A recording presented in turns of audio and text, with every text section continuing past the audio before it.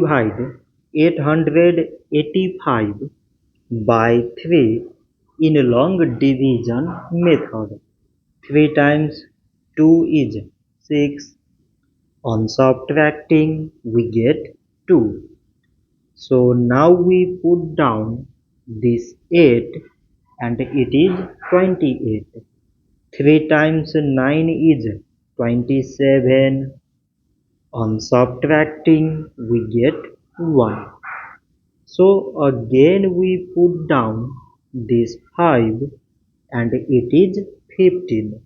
So 3 times 5 is 15. On subtracting we get 0. So 885 divided by 3 is 295. So this much for today and thanks for watching.